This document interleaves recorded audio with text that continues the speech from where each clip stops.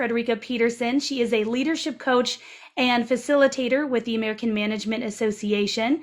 And she is an award-winning author and faculty member. She has worked with some of the top organizations in the country: CNN, Facebook, Honeywell, NASA, United States Homeland Security, National Basketball Association, Audible, and more.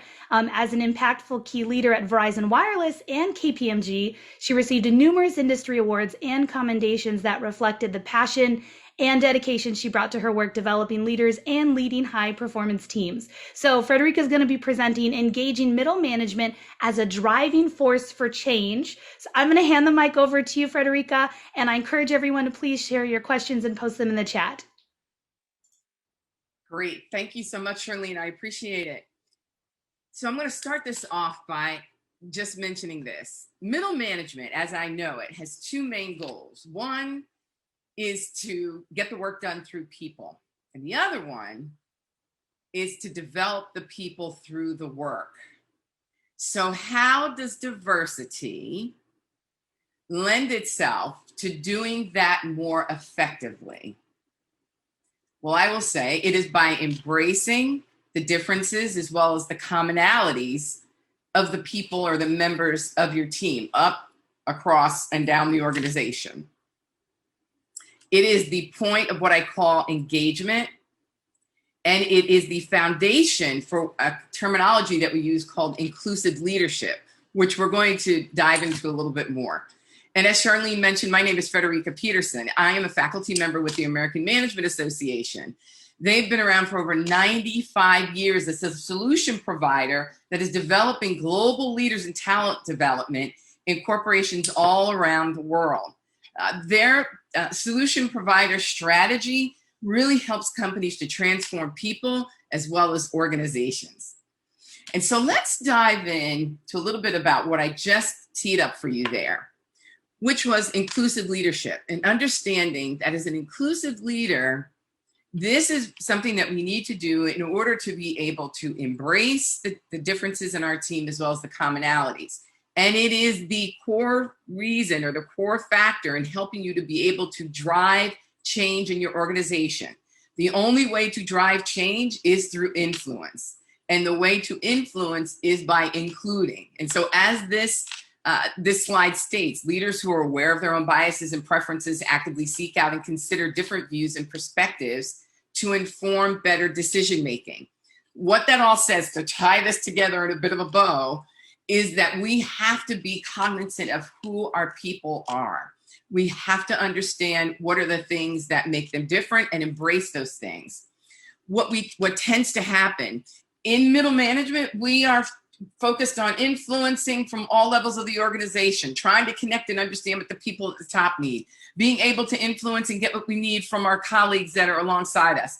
And then also through our teams, how do we get them to a place where they're more productive and they feel like they're valued and they're contributing to the business. Now, this inclusive leadership piece is really all around people. And as a person in the middle sectors of leadership, what tends to happen is we're really driven toward results. We're being pressured from the top, and we're being pressured from our team to understand what are the goals, what are the results that we need to focus on, and those are the things that we are solely centered on. And so we don't have time for the people. The people know what they're supposed to do. The people are not part of the bottom line. But what I will tell you is they are part of the bottom line. And what companies are realizing more and more, even now more than ever, is that embracing the diversity of their workforce is actually making them more competitive and profitable.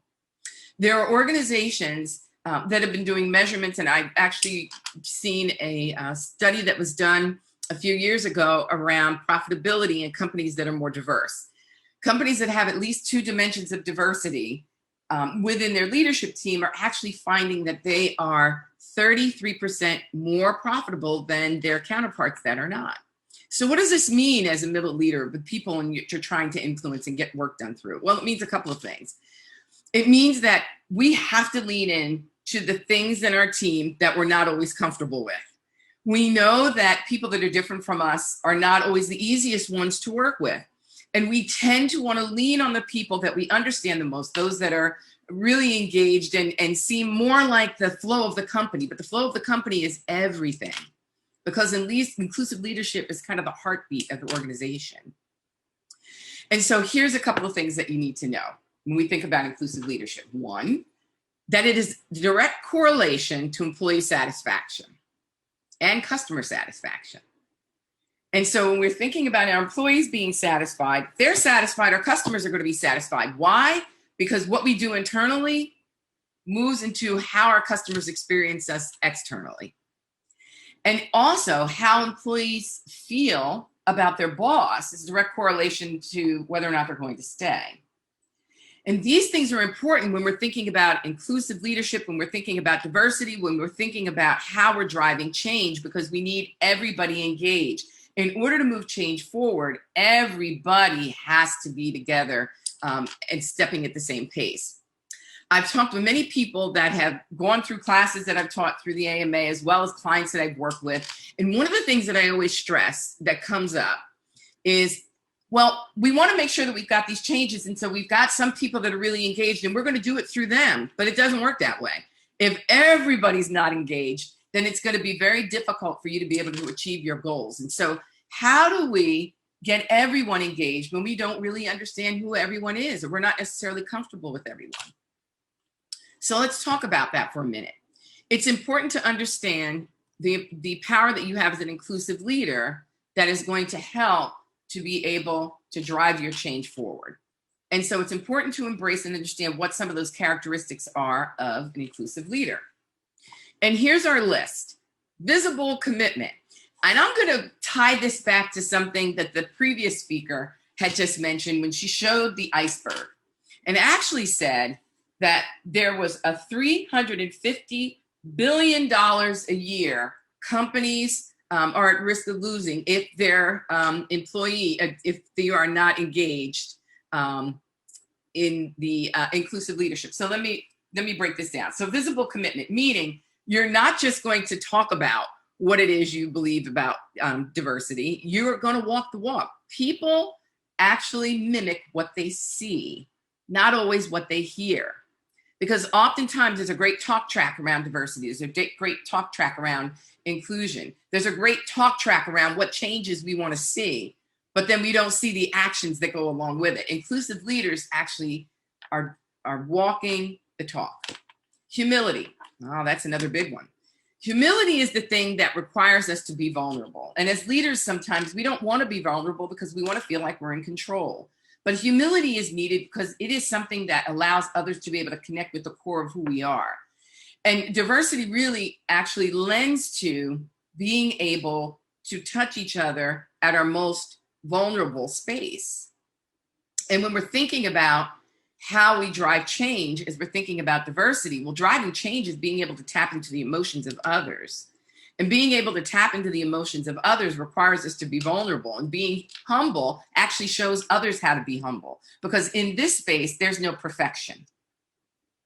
And so humility is the thing that I call that takes the wall down. And when we take the wall down, we're able to see each other.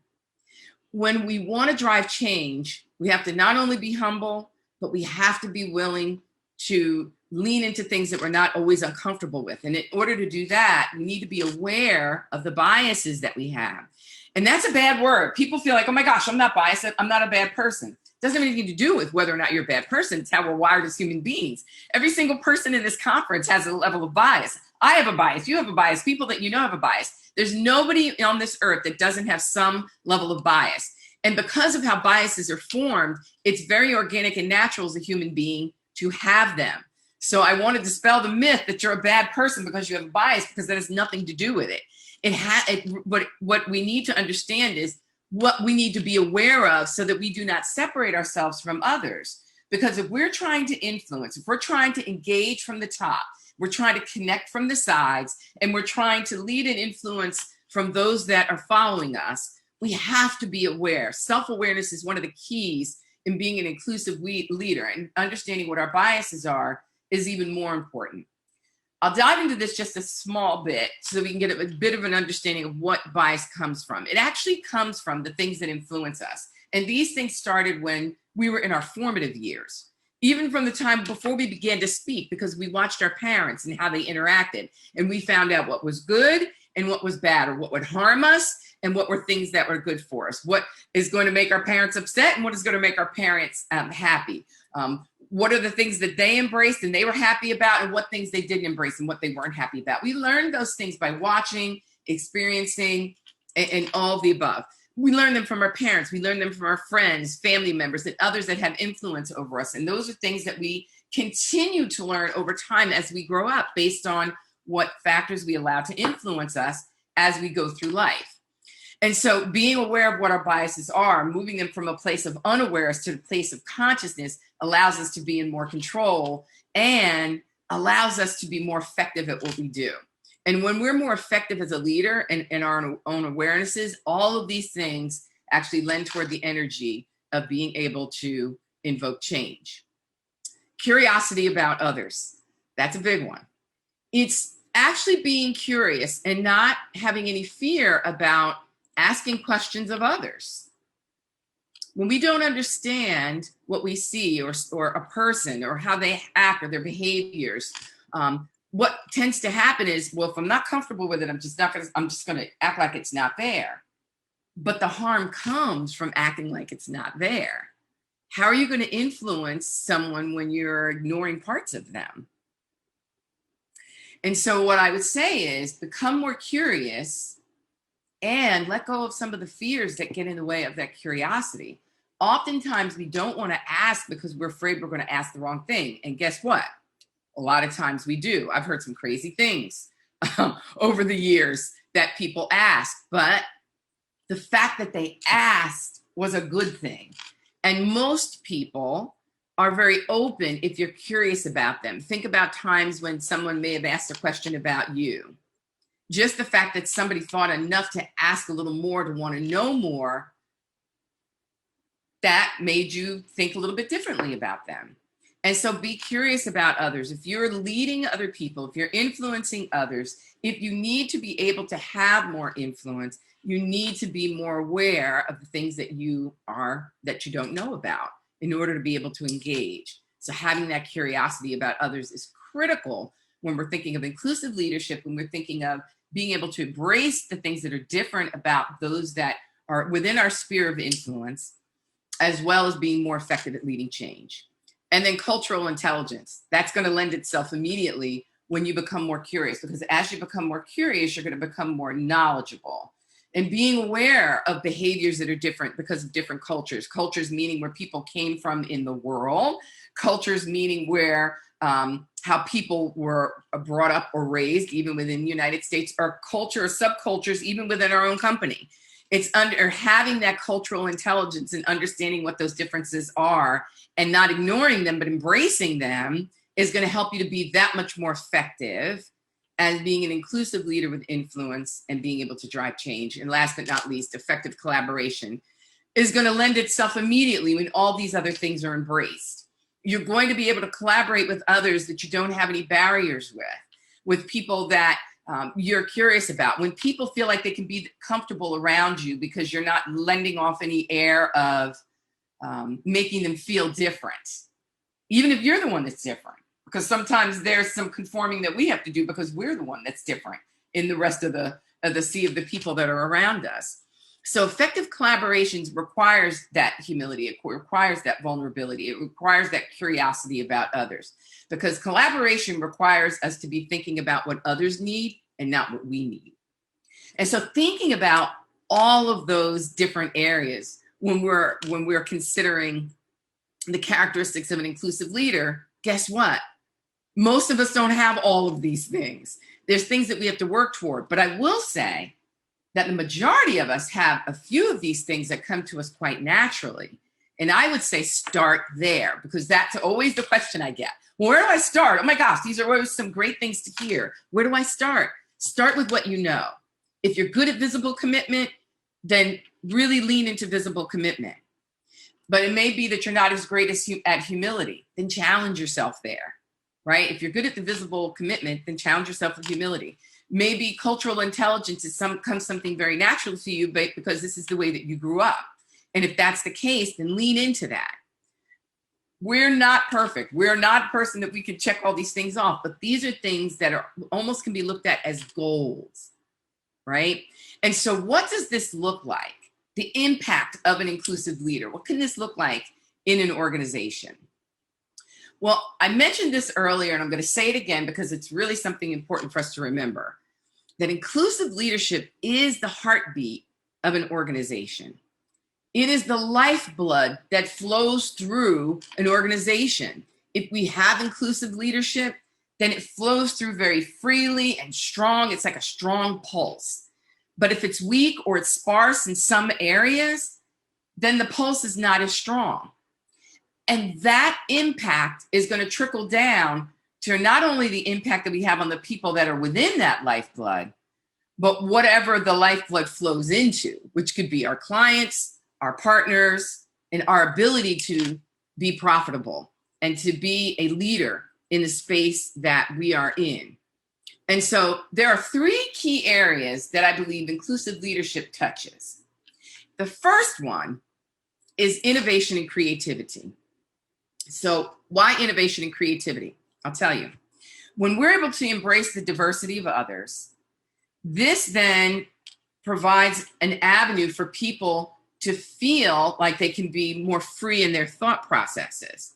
We encourage others to move beyond the box that we often put ourselves in, whether we want to admit it or not. And I work with a lot of companies, and I've spoken with a lot of people through different companies that have come through different courses within AMA as well, that can sometimes feel like that this is a struggle, where we feel like we have to conform in order to be successful in the place in which we work, whether that be you or whether that be people that work with you.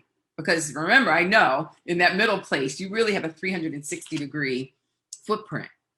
And so making sure that people are feeling like they can be themselves, that they can express their ideas, and whether or not it hits the mark, we still encourage, we still empower, and we push people even further beyond their box. That's going to drive innovation. That's going to drive creativity. That's going to give you an edge with your competition. That's going to create a stronger bottom line. When people feel like they can flow freely with their ideas, they feel valued, they feel appreciated. And that goes hand in hand with increased productivity. When people are feeling comfortable in the space that they're working in, they're going to be more productive because they feel value. You show them value. Even when they make mistakes, we can empower them. When we're thinking about change, change is uncomfortable.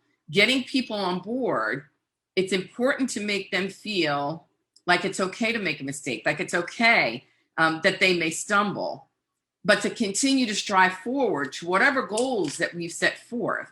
Because the end goal of the change that we are seeking is really the most important thing. And how we get there is equally as important. And in order for everyone to get there together is probably the third level of importance. And that goes, again, making sure that we're letting people feel comfortable by innovation and creativity, which is going to increase productivity, and then greater employee engagement and motivation. And I completely misspoke on the last slide. I'm not afraid to make mistakes, folks. When I was talking about the iceberg from our last speaker, she was actually talking about engagement. So employees that are disengaged, and I meant to tie it here. And so let's tie this here.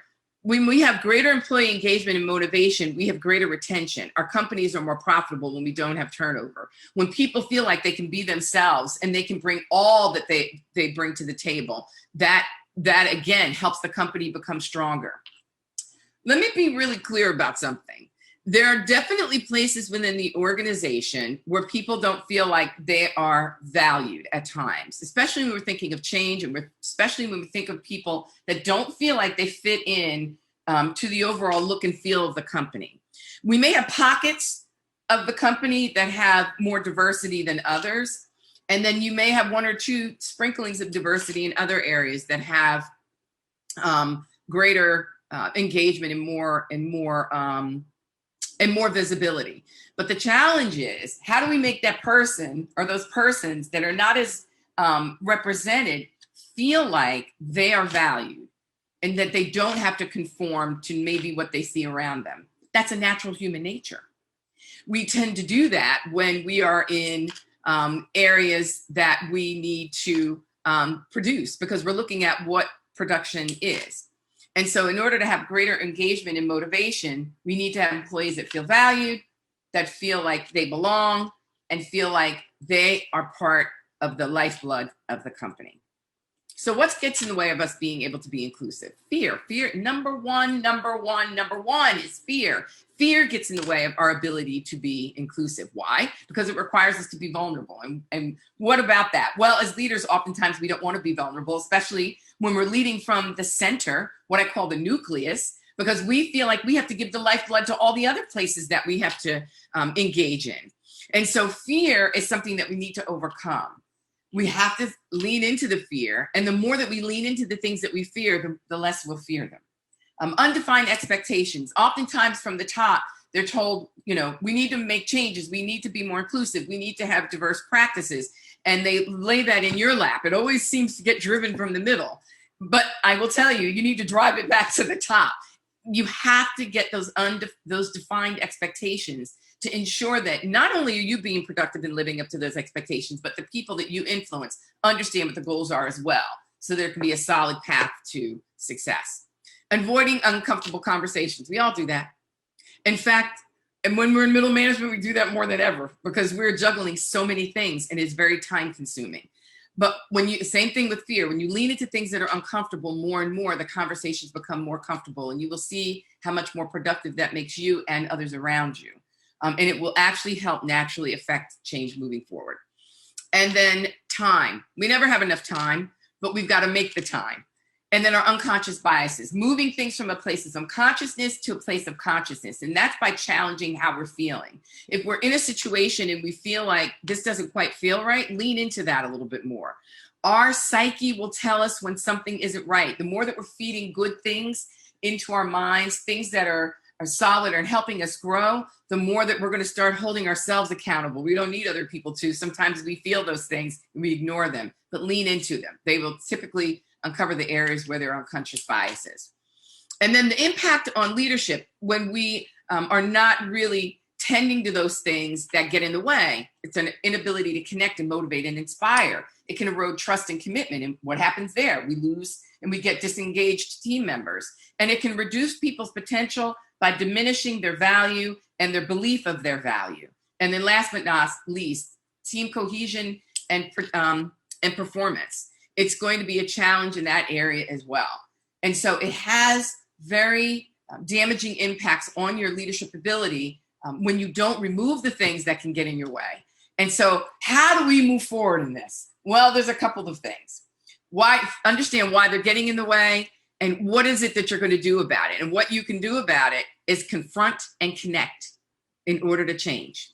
And the benefits that you're going to get, increased confidence, people that feel like they belong. You're going to get that commitment that you're looking for because you need that in order to drive change, acceptance of self, people that can be their authentic self and be accepted. You're going to get more than their potential from them. You're going to see people knocking it out of the park and moving the box on a regular basis.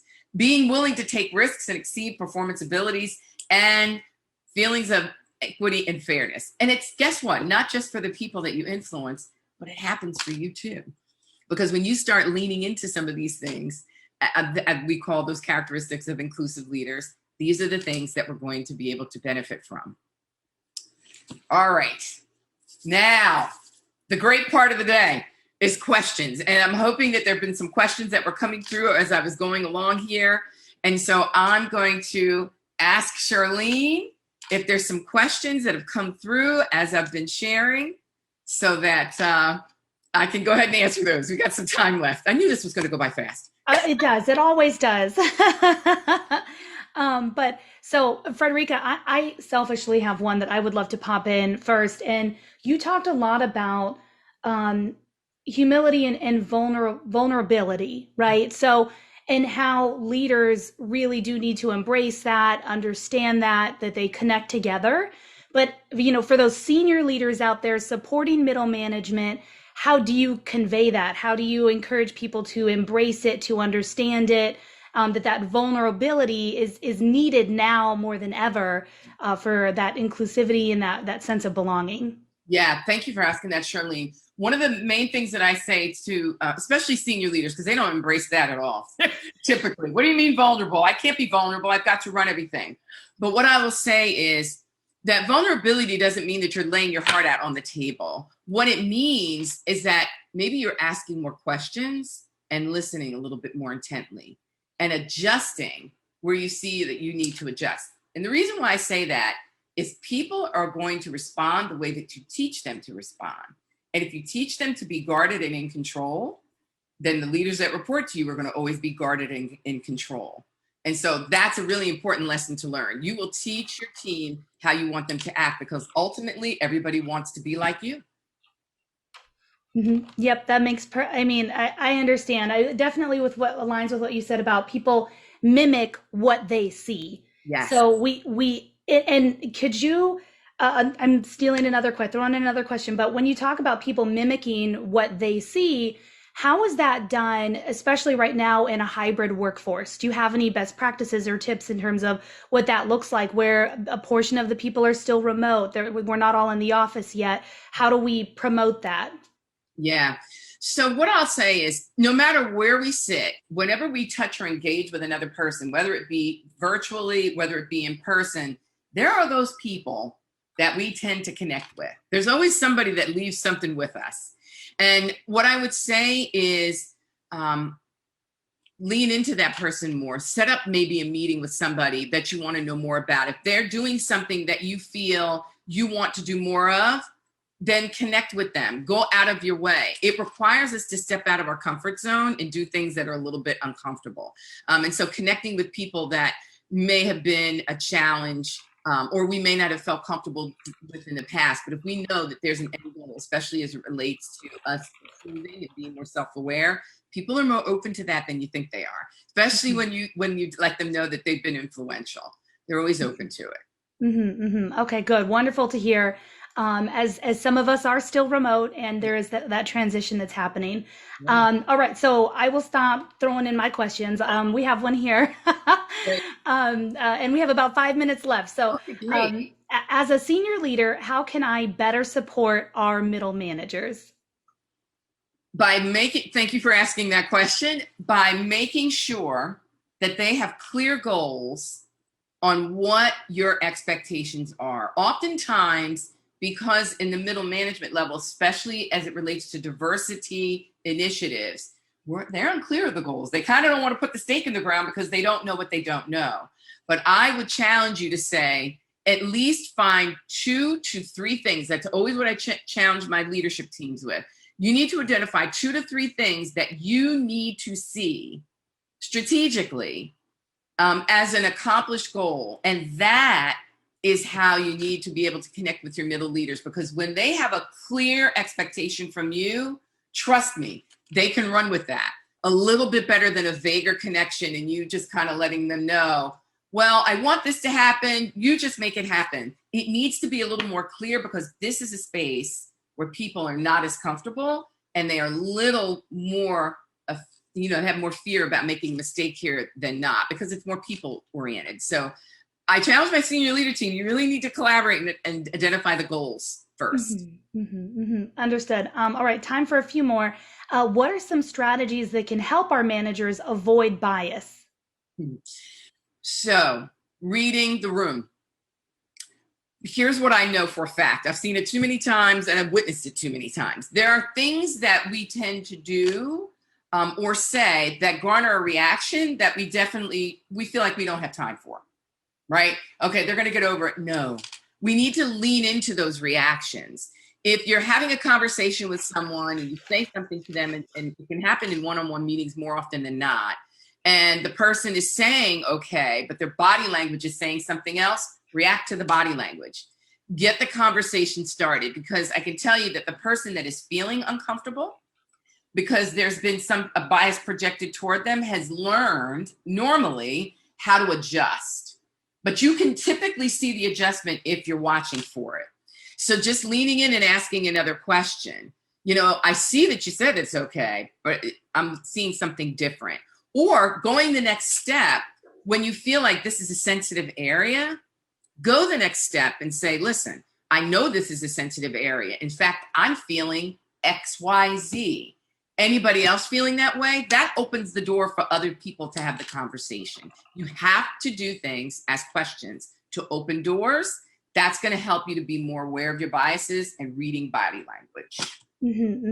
And I just starred when you said, if you're watching for it, like those are really the key words. Is we can no longer just take it as a reaction and leave it there. We have Right. to take that and absorb it, and like you said, be aware of it and watch for it.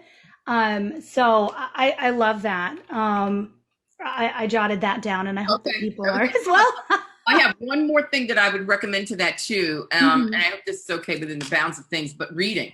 The more reading and the more that we can educate ourselves, the more awareness we're going to have of our biases. And I've got definitely a couple of books that I highly recommend, but there's one called Inclusive Leadership by Jennifer Brown that I think is a great place to start. And the more that you educate yourself through video, through reading, there's a lot of great, 5-minute clips out there on learning things that are going to help. I love that you mentioned that, Frederica. If there's a chance, for that book that you recommend, we'll post. If you can get that to me after your keynote, we'll get it to the audience and we can Yeah, post it in the chat. there's 3. And I'll send it to you. wonderful, wonderful. Okay, time for one more real quick, before we get ready for our next panel discussion. So, what do you think companies that are most successful are doing around DE&I, and what are others not? What are companies that are being successful? What are they doing, and what are others not? I get it. Yeah, that's a great question. And so here's the deal. Companies that, now in the past, DEI has really kind of been the check mark. Let's give them training. Let's just make sure that everybody is trained and understands. Doesn't work that way. And so companies that are not doing very well in that, that have been doing the training and things, they're actually revisiting. I've had more conversations with companies that have been like, we've been doing training for years. Why isn't it working, Frederica? Because of the very fact that you're just doing training. This is a culture shift. This is about people. And it goes far beyond the walls of any business or company. This goes into the things that we do outside of the office that are feeding us, because those things are feeding our reactions in the office. And so this is about a culture shift. And so companies that are doing this well are doing it from a 360-degree space, meaning this is what we're committing to. And we're focusing this as a people issue, not as a process issue, not as this initiative. This is a culture shift. And we're leaning into it from all levels, because what I hear often is, not only is this helping me, Frederica, here at work, this is helping me at home. That's when you know that you're doing the right thing. So companies that are focused on this as a people initiative and not just a training initiative. Yep.